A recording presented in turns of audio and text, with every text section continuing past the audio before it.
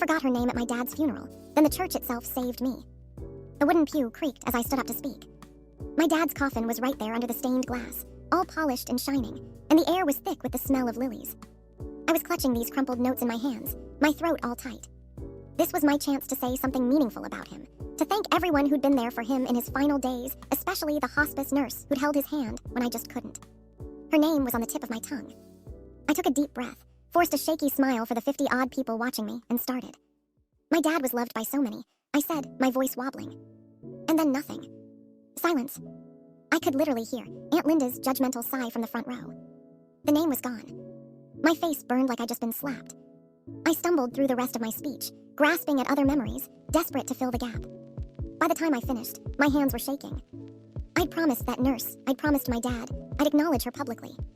And now, I'd messed it up in the one moment that mattered. The pastor put a hand on my shoulder, but I barely felt it. The room was full of sympathetic faces, all leaning forward like they were waiting for me to pull it together. Then, from the back of the church, this soft, familiar melody started. It was hesitant at first, like the person singing wasn't sure if they should. Mrs. Alvarez from across the street. She used to sing to me and my dad when we were kids, started humming that old lullaby. Her voice got stronger and the whole room just stopped. The song wound through the silence like a lifeline. And just like that, the name came back to me. Sarah, I said, quiet but clear. Her name was Sarah.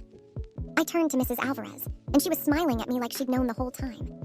The congregation joined in, singing the old hymn we used to belt out at family gatherings. For a second, it wasn't about my brain betraying me, it was about all the people who'd been there for my dad. Even Aunt Linda's scowl softened. The weight in my chest eased up. This is where it gets a little weird.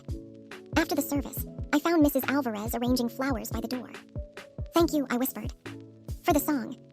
She just patted my hand like it was no big deal and said, knew you'd forget. I blinked. Wait, what?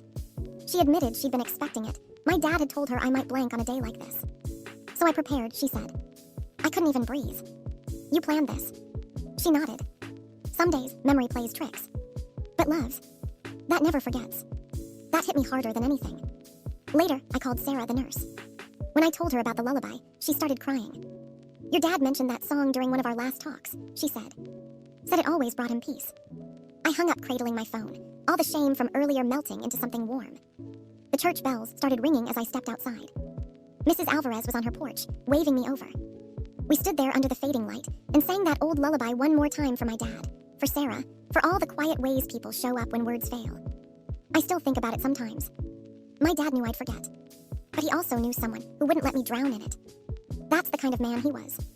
What's the most unexpected way someone's helped you out when you least expected it?